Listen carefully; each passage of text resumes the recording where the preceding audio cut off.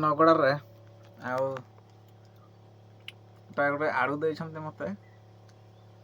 ସେ କଣ୍ଟା ଆଳୁ ବୋଲିଲି କଣ୍ଟା ଆଳୁ ବୋଲି କହିଲେ ମୋତେ। ଆଉ ଦେଖା ଖାଇବା କେମିତି ଲାଗୁଛି। ସେମିତି ଏଇ ଆଳୁ ଖାଇଲେ କିଛି ବେମାର ହେବ ନାହିଁ, ଆଉ ଦେହ ଭଲ ରହିବ, ହଜମ ଭଲ ହେବ ମୋତେ କହିଲେ।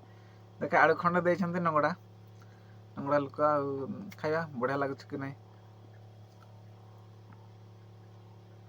ଅବଶ୍ୟ ଠିକ୍ ଲାଗୁଛି, ଭଲ ଲାଗୁଛି।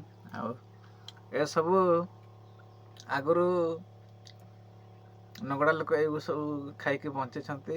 ଆଉ ତାଙ୍କର ତ ଚାଷବାସ ନାହିଁ, ଖାଲି ତଇଲା ଖଣ୍ଡେ ଚାଷ କରନ୍ତି। ଆଉ ସେଟା ତାଙ୍କର ବର୍ଷ ଯାକ ଖାଇବାକୁ ହୁଏନି, ସେ 3-4 ମାସ ଭିତରେ ତାଙ୍କର ସରିଯାଏ। ଆଉ ତା ଭିତରେ ଏଇ ଆଳୁ ସବୁ ଜଙ୍ଗଲରୁ ସବୁ ଆଳୁ ସବୁ ସଂଗ୍ରହ କରି ସବୁ ଖାଆନ୍ତି।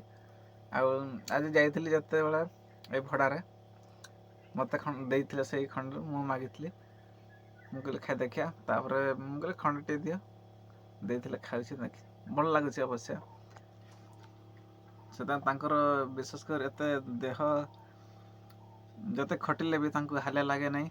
ଆଉ ଫିଟ୍ ସଦାବେଳେ ତାଙ୍କର, ଯେତେ ଘାଟି ହେଉ ପାହାଡ଼ ହେଉ ଚାଲିକି ପଳାନ୍ତି। କାହିଁକି ନା ତାଙ୍କର ଏସବୁ ଦେଶୀ ଜିନିଷ ଖାଉଛନ୍ତି ନା। ଅବଶ୍ୟ ଆଜି ଟିକେ ଖାଇଲି, ଭଲ ଲାଗିଲା। ଠିକ୍ ଅଛି, ଆଉ ଏଇନା ମୁଁ ଘରକୁ ପଳେଇବି।